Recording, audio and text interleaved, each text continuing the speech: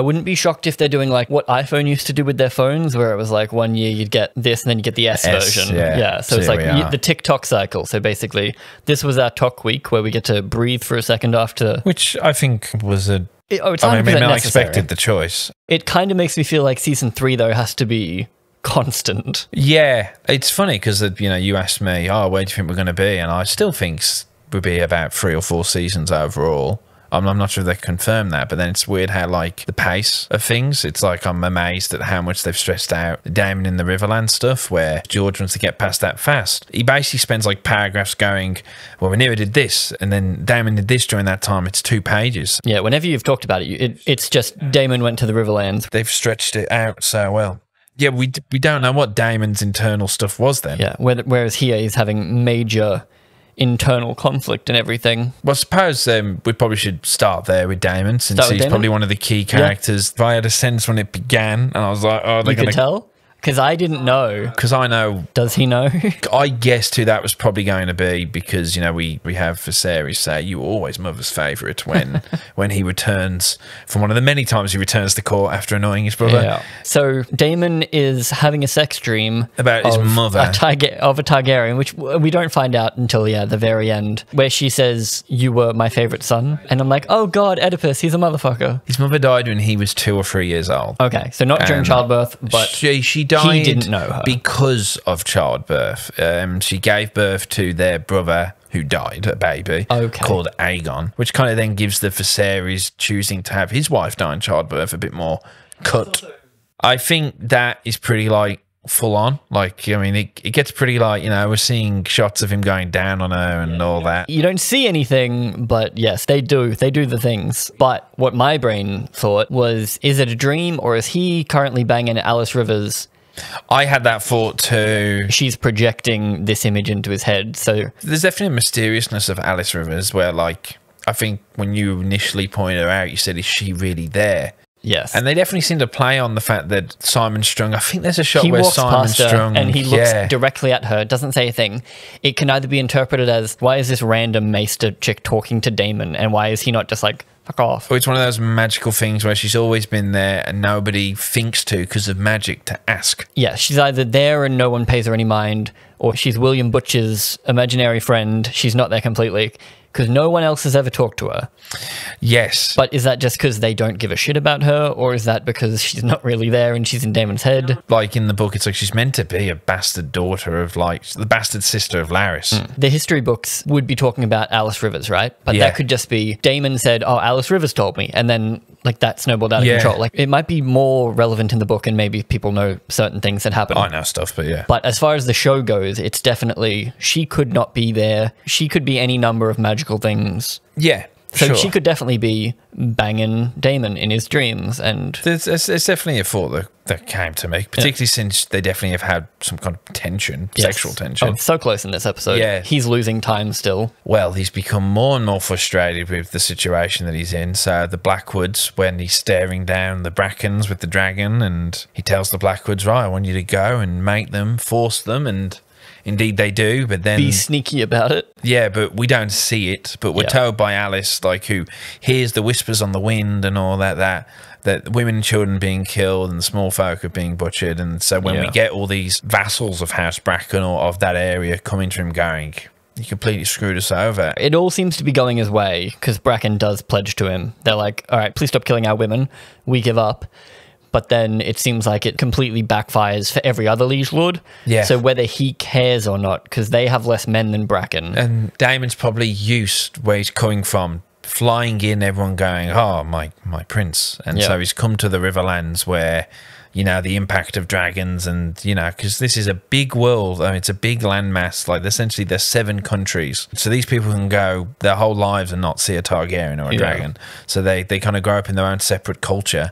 And he's not quite used to people not immediately bending the knee and accepting that, oh, the dragon's here, so we have to bang. Yeah, whereas they seem to care just as much about their gods as they do the dragons. Exactly. Like they fear their afterlife just as much as their current. Exactly. And it's interesting that they've went this place with this character, particularly since he's getting more and more on the you know, just call me king. What's the point of king consort? He has a definite motivation now of he will be king, and he's more than happy for Rhaenyra to rule by his side. Yeah. But this is his birthright because now. He's completely wrong in saying that it's his actual birthright, because if you remove Rhaenyra, where you've got the Viserys' 3 actual sons. Yes, Aegon is definitely meant to be in charge, according to Daemon. If you depose Rhaenyra. And so Daemon's just kind of clutching at straws and going for more of it emotionally makes sense to him. Yeah. Because he doesn't think anything of his nephews.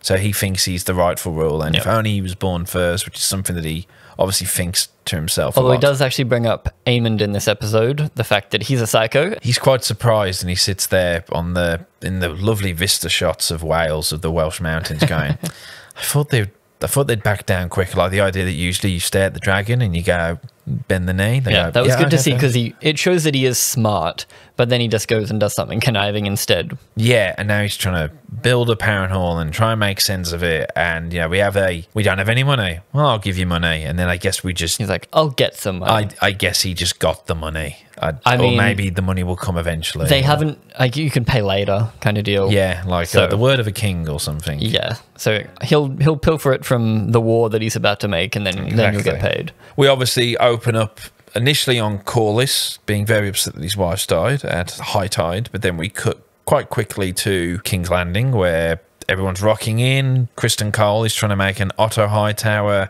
marketing political move of, hey, we killed a dragon. But everyone has the response of, wait, what? Like, you can't do that. It's a bad omen. You've killed a god, and you've just paraded him through the streets. You've killed the sigil of your house. And if we've given the war to the dragons, and the dragons are killing each other, we're fucked. Yeah. Like people? Like, I'm not a dragon, so if a dragon is dying, what's going to happen to me? Because the last time, the most notable time is Maegor the Cruel killed his brother's son in that history. So there hasn't really been much dragon on dragon violence in Westeros, particularly at this point where you've had nearly 100 years of stability. Yes, which is a big part of this episode. It's very much akin to the way in Game of Thrones it's Sweet Summer Child. Oh, my sweet summer child. Everyone alive except Daemon and Corlys have never seen war. Yeah. Like, all of these people have just been hanging out. Like, there's squabbles and stuff, but there's never been an all-out war since the Stepstones. Which is pointed out by Rhaenys in the very first episode of season 1, when the men are a bit too violent at the tourney. She points out it's been 50 or 60 years since Maegor the Cruel, so there's a whole generation of men that haven't been to war. And then that gets pointed out when Rhaenyra says to her lords, like, me and you have seen the exact same amount of battles, which is zilch, man. So shut up. Which is a fantastic scene from her. There has been peace in our lifetime. You've seen no more battles than I have. The gentle sex was not built for war. And she's like, you haven't done war either, dude. Like, and I've got a dragon, so who do you want going into war? So Kristen Cole has now seen the most war of anyone. And he looks, he's harrowed. He's not doing good. Yeah, well, we see Aemond with the knife, which represents obviously leadership. It's got the Song of Ice and Fire burnt into the blade, so it's meant to be the true sign. And won't be shocked if he figures that out at some point. Then we get confirmed that Aegon is alive, and slightly different to the book, since he was wearing Valyrian armor, which magically is fireproof. So it's like his skin has been cooked rather than in the book where it's been stuck, which I was disappointed by. I thought it would have been pretty cool, but I get the choice, and ultimately doesn't necessarily matter. I mean, it's a cool image though, having him entombed in this armor, which I thought, which is what I wanted. I was hoping it would be they would move it and realize it's the whole. It actually would be a detriment to peel it off, so we have to keep it in. There's a split second of blood starts pooling, and I'm like, oh, you better stick that back down. And the idea that he's encased in the namesake, the thing that he wanted to be. He's got the Conqueror's name, the Conqueror's crown. And even if he wakes up, he's stuck. Like, he can't move because they would have to cut his arms and legs off to let him move. Clear parallels to his father on his deathbed. So I think that would have been a better option. I'm not sure why they pulled the armor off unless someone else plans on wearing it, because if they don't wear it, they've done a lot of work for nothing. I suppose, it's a minor thing, but then there's another minor thing that will come up in a bit. It's the same director. I think her name's Claire. I forget her name. But she's the same director as episode 2, and clearly, as we pointed out before, she has a great habit of just letting the scenes breathe. So when we have Aegon come in we kind of see it all beat for beat, where like you keep expecting them to cut away, but you know, you cut to a wide, Aemon walks in, goes to the end of the bed, and then Alicent's there asking if he's going to live or die, and we see like the bone get cracked back into place. And just kind of being in that moment, it actually allows a lot of slowing down, because I'm not saying this is a criticism, but there's a lot of things that the show doesn't make clear in terms of characters and their motivation, that is made up a lot by wonderful acting and wonderful directing. Like Corlys, that shot of the tear going down, and him in this Hall of Nine going like, all this shit I've done for my legacy and now I've got no one to enjoy it with. Literally no one. No, and like the show, in terms of written lines, doesn't give you too much of that. It gives you a bit of, remember names, not blood, but like they make up for it because they make it quite obvious in just their beautifully composed shots and performances. Yeah, this season is helped a lot if you remember season 1 quite well. Yeah. But then I'd say with Aegon, who's becoming a bit of a fan favourite amongst Reddit. I think Aegon is the guy that can't do anything anymore. Well, because there's a relatable nature, and a lot of it is down to Tom being the same way we hate Joffrey because the actor was exceptional and being an arsehole. Same with Ramsay. We kind of sympathise with Aegon because I guess that sometimes we've all felt a little bit inferior to a sibling or wanting a parent's acceptance. And I'd say that the 2-year gap maybe worked there because we can forget the fact that in episode 9 it's revealed that Aegon likes to, well, women and then watch his own bastards fight. He at the very least has a bunch of bastards running around. And how many people maybe have forgotten that? Because if you're watching this on a binge, it'd probably be a hard turn ago. 2 episodes ago, I saw that this guy was a pissed who likes watching child cockfighting. Yeah. Then 2 episodes later, I remember going, oh, he's so funny the way he's trying to rule, and Otto's telling him, hey, none of that. Well, my wife even said during the viewing, she was like, I feel bad for Aegon. And that was before he got burnt alive. They're given a choice in the book where when they find Aegon to make him king, it's either what we got, which is the most deplorable stuff, or it's he was sleeping with like a merchant's daughter who was of age. Yep. So they went with Aegon, the most deplorable version. They purposely made him be bad. But then now it feels like they wish they didn't. It's almost, it semi-speaks to character growth, but we just didn't get to see it, which is always a bit harder. It's the Luke Skywalker thing. It all happened off screen. Yeah, which is a part of it. But I think this is a great example of when your director, actor, and actually the written lines are all on point. It can really do a lot for you. Like, I wonder if it was Tom, the actor's choice, to just murmur "mummy" when she... Did you? I didn't catch that. Yeah, when she walks out the room at the very end, Alicent, his word is "mummy." Oh, I thought he whispered "subscribe." I was going to fucking do that. Oh, you beat me too. But no, he does actually say mummy. He does actually say mummy. He does. And it's heartbreaking. Because, I couldn't tell that he said anything. But yes, no, that's good. You know, and he's a scarred person and it's so relatable. But also, everyone around him is doing also despicable things. So it's kind of a relatively, maybe he's not all that bad. Yeah, it's like, I'm saying that and Damon's like killed his wife. He's beheading people in his dreams. Manipulated his niece into falling in love with him. Yeah. So it's pretty fucking shit things as well. It's a terrible world they live in. Yeah, but then everyone's like, oh, Damon. So, yeah, it's a terrible world, terrible people. We get probably my favourite scene of the episode, and that is the council scene in which they decide that Damon now needs to be regent. That Green Council Chamber does a lot of work for the show. Oh, yeah. But then it's the same with the original Game of Thrones. We all love watching those council scenes, and they kind of keep it going here. Over time, we've been getting more from each character, so now we know where, like, allegiances lie and everything. And it's good to see everyone is backing Aemon because he's the good choice, even though they know... almost everyone. Well, but they know it's pissing off Alicent. They're like, oh... Well, it's great because in that scene, Alicent, the 2 people that she backed, Larys and Kristen, completely betray her. And in fairness, it's for a good reason. Like, their whole thing is that the true heir should get to run. Yeah. So the next true heir is another man. It all makes perfect sense. If our whole position is a woman can't be in charge, we can't now then put a woman in charge. Yeah, that's what I mean. It's like it's very Succession-y propaganda. They're doing a lot of work in that regard. Yeah, because it completely weakens their position if they have her in charge. Coming there, it's like, well, then it might as well be me then. If you're going to have a non-royal family, non-bloodline royal family in charge. What I loved about the scene was that the rest of it, then it's her having like the moment the ball clocks in, the bass kind of picks up and it's like her having a sort of Kristen Cole panic attack. Like she just can't believe that I'm actually powerless now because my dad's not here, because their plan was her and her dad would run things behind Aegon. Yeah. But now with her dad gone... Alicent's motivation is becoming pretty interesting because like, originally it was to protect her kids and like run the kingdom that way. But now... And a hatred of Rhaenyra. That's gone because she's like, oh, I fucked up. Aemon's kind of old enough to look after himself now. Her other child just now can't do anything. And she never thinks about Daeron. Rip that kid. Alicent's whole reason for being is falling apart. Like she has no reason to exist anymore.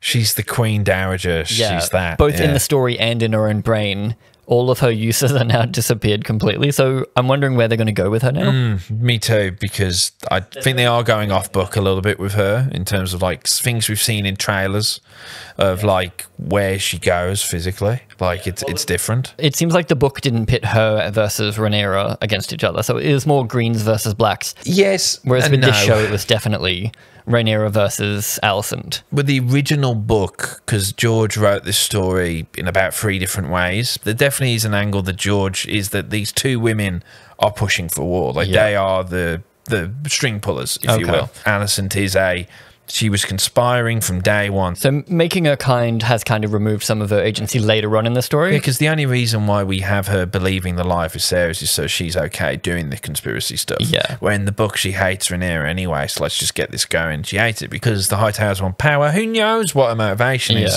She gets away with it because he doesn't have to worry about motivation. Yeah, she's the person I have no idea where they're going with. My little quibble with that scene, it's a very minor one, is I wish Aemon didn't say a word until he sat down. Because he does say just before, is it official then? It's settled then. And I wish it was just because he sits there kind of meekly, like he knows what's going to happen. He's trying to look humble. So he's like, oh. Yeah. And I wish it was just he gets up, picks up the ball, sits down, and his first words are of command. Charge. And it's just a little bit, I don't know why they needed to give him that verbal confirmation. Yeah, I guess it doesn't swing either way. So it's probably more preference. Maybe what some people wanted it, some people didn't. But he at least cuts the rat catchers down. So he knows that the small folk exist. But then he closes the gates. He locks everyone inside King's Landing because he doesn't want people leaving. Yeah, which is true to the books that they decide to, fearing a response from Rhaenyra, that if we've killed the dragon, what's stopping them from rolling in with all their dragons? So they want to get out, but then they want to keep the small folk in. I don't know why. Like, wouldn't you like less mouths to feed? Or it's 50-50. So it's like obviously you'd want to keep the blacksmith and all of their family because otherwise you can't make more stuff. But yes, a lot of those people are just poor. We're seeing Hugh Hammer. Hopefully his daughter makes it. My God, she's looking worse and worse, that girl. I don't know what's happening because in the book Hugh Hammer doesn't have a wife and a daughter. Well, it seems like he's probably going to go to Dragonstone. That's what I figured when they were leaving. I'm like, oh, that's convenient. There's lots of like little things. Like we touch base with Rhaena. And I was quite confused with that scene because obviously we get to meet... Yeah, what was your problem with that? The last scene of that is a wide of her looking very upset because she goes, I apologise about your grandmother dying. Yes. And then it cut to her looking very upset. I thought, was she meant to just be informed right now? Like she didn't know? Oh, I figured she already knew, and it's the wide is just showing how isolated she is. I guess, yeah. She's up in the Vale. Her best friend is a baby absolutely and powerless. A dragon egg. She's got 2 dragons. Which is just setting up her agency of what she does next. This is probably the most expansive episode because we do hit so many different locations. We actually get to see Jace push and actually try and be more. It goes off the back of we've just hit the small council. They love doing their little parallels between councils. Oh, that's what I wanted to bring up. Yeah, the parallels. It's fantastic because you show the Green Council and you show Alicent's life falling apart, and then you just cut to Rhaenyra, who everyone around her is doing exactly what they did to Alicent, but she's like, no, she's much more. I guess she's queenly. She has a claim. It's also somewhat similar to Aegon, where they're like, we can't risk you going out because the whole point of this is that you're in charge. Yeah. Which I do and don't agree, because if she was to die, then it'd be Jace. But I guess it kind of loses its luster where it's like, she's died, but now her son's the claimant. Like, it loses some of its energy. It would messy it for the small folk especially, where it's just like, we don't know who's in charge. We care less and less. Yes. But the scene where she says that no one's seen war, and then she does bring up that Lord Corlys and Daemon are the only people that have seen war. So it's great that later on she does actually ask Corlys to be her hand. Makes sense. Is a fantastic choice, especially because... Also maybe to like try and... Sorry, your wife give died. him a reason to live. Yeah. And he does bring that up. He's like, is this like a prize? Like, thanks, but my life sucks. But it seems like he actually wants to. And I like we call this that there's a little bit of a callback to when Viserys' wife died, he decided to make his one daughter the heir. And so he goes to Baelor, because Rhaenys did say, why can't it go to Baelor? She is a true heir to this. Yeah. And he goes, no, it has to be, you know, names over blood. But now he wants to do that as like a tribute to his wife, but Baelor goes, I'm fire and blood, and she's more like her dad than Rhaena is. You need a boat person. Yeah, if only Corlys had some random guy sons, that looked like him. About, I don't know, maybe. Yeah, I like that it's not even a spoiler anymore. It's just like... It's been confirmed more or less in the last episode. Oh, 100%. We know where it's going. And it makes the most sense, especially because... if he's swapped from names to blood, but also you can legitimize a bastard. It's happened before. He can't, but he can go to the Queen, and as the hand, true. It's going to be legitimized, particularly if, you know, we need some extra dragon riders. Maybe when we get on a dragon, hey, I'll give you lord and title, you know. How about this guy that was standing on the beach looking up at a dragon one time? Wouldn't that be good? Wouldn't that be good? I think the show has struggled. This is a sort of criticism. I think the show has struggled with what to do with Rhaenyra.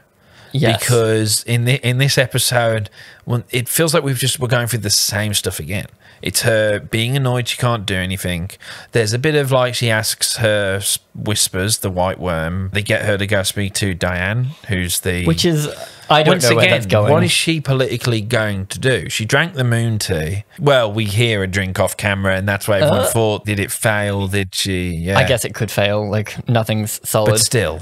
But... I think they're just going to go with the fact that there's an uprising that they can... yes, it's meant to brew more of an uprising angle. We've seen how scary that shit can be, remembering the Harpies. The armoured fae for the Sparrows. You're thinking of this? Yes, of course so. Like that as well, actually. I completely forgot about that. Yes, how we've seen it twice in Got Then. If there's a lot of you can do some scary shit, and especially if you're everywhere. That's it. Rhaenyra's sitting around going, there's nothing I can do. I've done everything I can. I'm very annoyed at this. And Jace is like, I want to do something.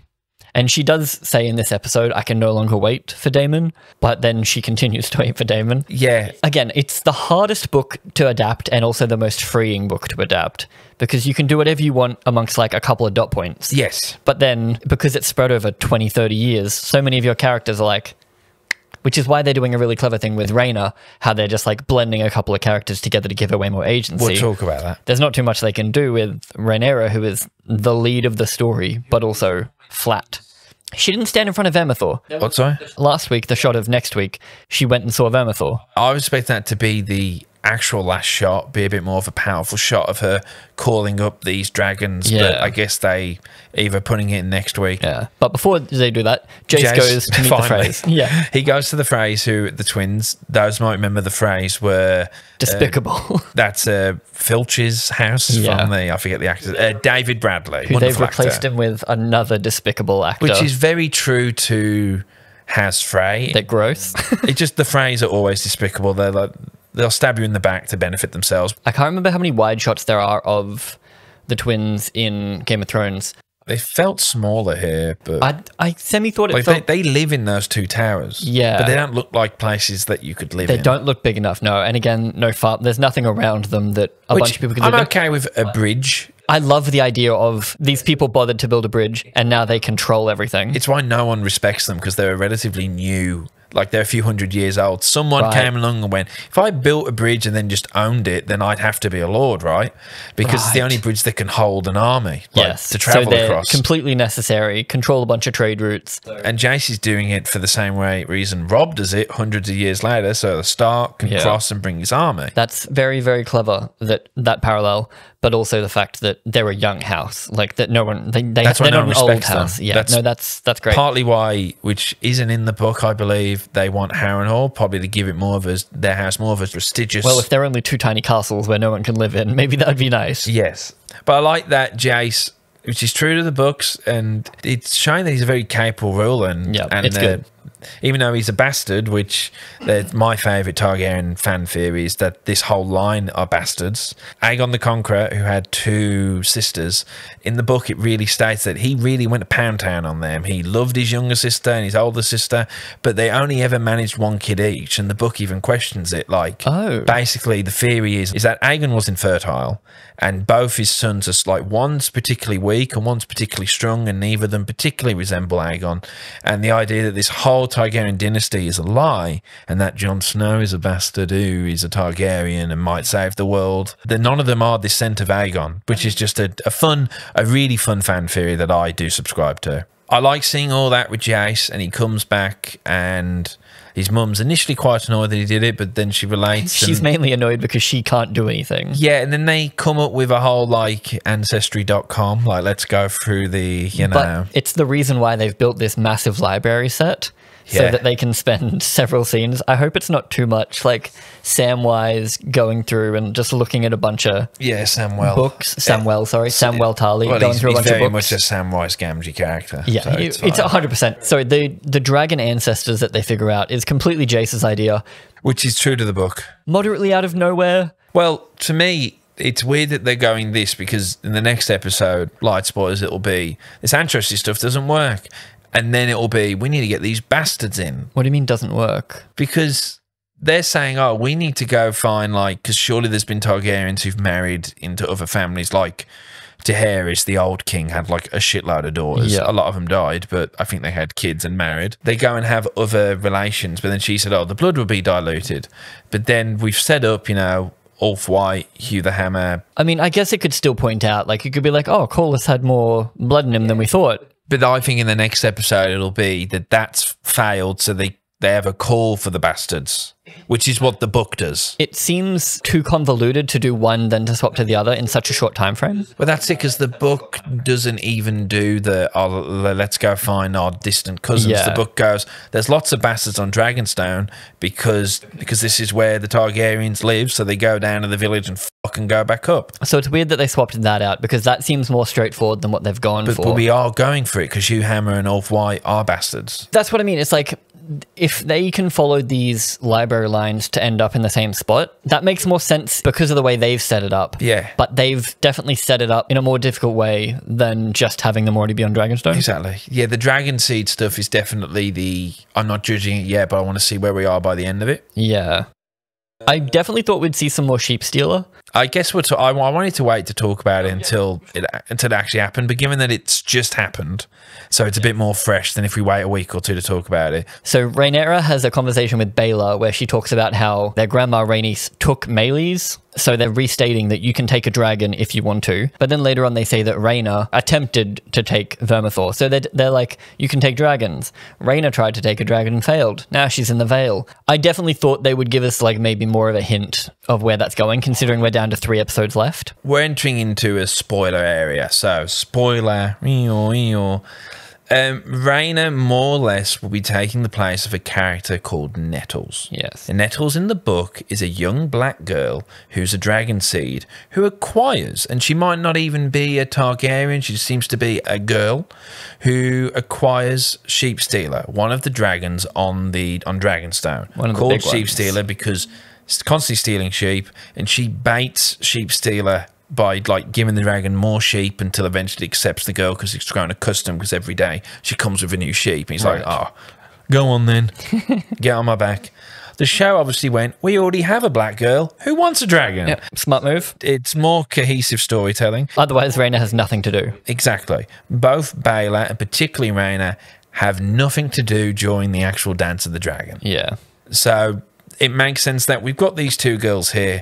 They're paid actors. We should use them. We have a connection to them. The fandom are under the suspicion that, because I was thinking the same, Rhaena's not just going to return to Dragonstone to just take the dragon, because that would be silly. Yeah. They're probably going to put the dragon in the Vale. Where there's a bunch of sheep. Because even Daemon said their sheep are prettier than their women. And Sheep Stealer and the Vale and they're not too far away. Like, it's not unbelievable that there would be an outlier. There's one dragon who decides, you know what, I love sheep. I'm going to go fly over there and see what's going on. Or, as my idea is, maybe they could just write in, oh, the story goes there was once a dragon rider who landed here and then died. Now the dragon they left him there. Why not? And then just one line and you fix the problem. Narratively, you don't have to be an idiot. You know Rhaena's going to get a dragon. It's been her whole thing this whole time, from when she was a kid. She has literally nothing else. She has nothing else other than that she really wants a dragon. So, and she says this episode, I feel powerless. I feel like, wow, wouldn't a dragon help that? Yeah. Cool. So it'd be weird if she doesn't get it. So we all kind of can see that coming. Obviously, it's like all things, and this show is great. It's how you present it. And this show has so far been really good at presenting its ideas. Yeah. Where when you compare to Acolyte that has one or two ideas but presents them so poorly that you just can't accept them. Yeah. Like, just with their plotting and character motivations. With this, you know, we've rung that round and wants a dragon bell. If she doesn't have a dragon by the end of next episode, I'll be really annoyed. That's what I'm a little concerned about, is because we only get to spend 5 minutes an episode, not even that with Rhaena. She had like 2-3 minutes. If she suddenly gets most of an episode, it's very much like, oh, now it's time for her to get the thing. Obviously the show maintains to be a very good episode, and so it's hard sometimes to, unlike with Doctor Who where it's a bit of a monster of the week situation, so you can review them separately.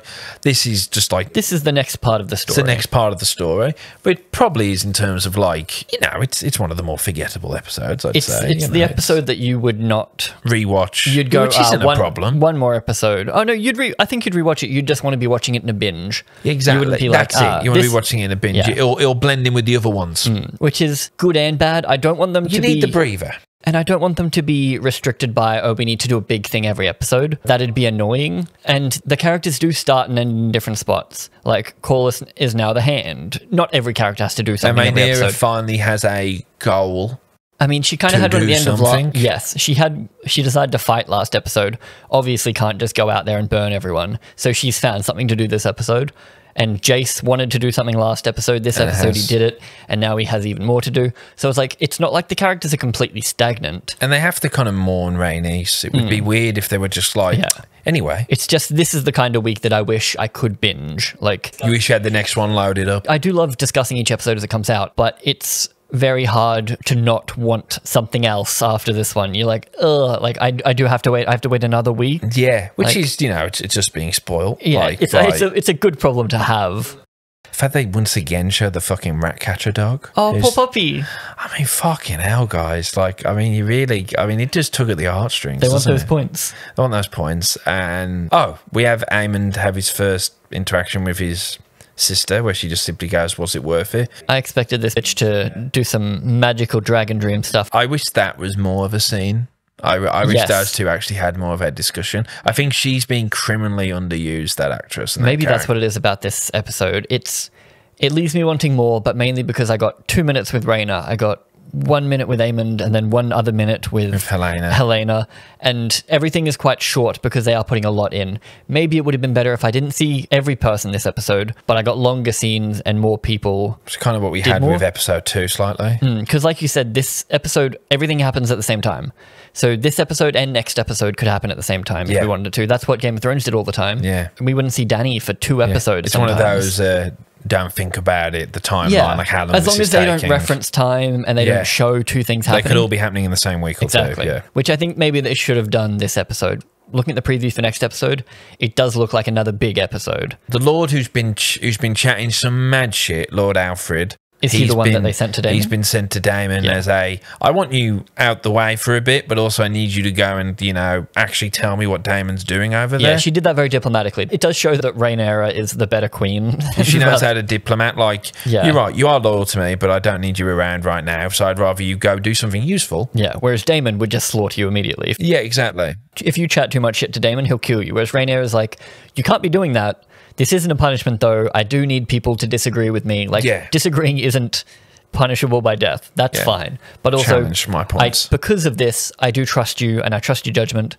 Go do this. I think Rhaenyra is she's getting lost in her own show a little bit, if I had to give a criticism. Which we have been kind of saying all season, which is a bit of a bummer. Which is just where we are in the book. And I think they wanted to keep true to the spirit, which I think they're keeping true to the spirit of George and his tone. But yeah, I just think where Rhaenyra is at this point in the story, they didn't have much. So they've tried giving her a little something every episode, but it feels like the last 2 or 3 it's been the same something. Yes. That's probably my only criticism so far.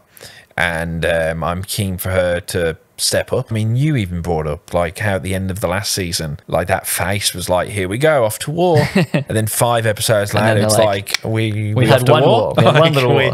Are you off to war? And so I think it's her being a leader and accepting that role, and that she can't go off and she has to trust her son and her niece, but that didn't stop Aegon. Daughter-in-law / actual daughter, adopted daughter. Yeah, you get called Aegon the Conqueror by conquering. So like, if you want to be Rhaenyra the fucking winner, you got to go do some winning.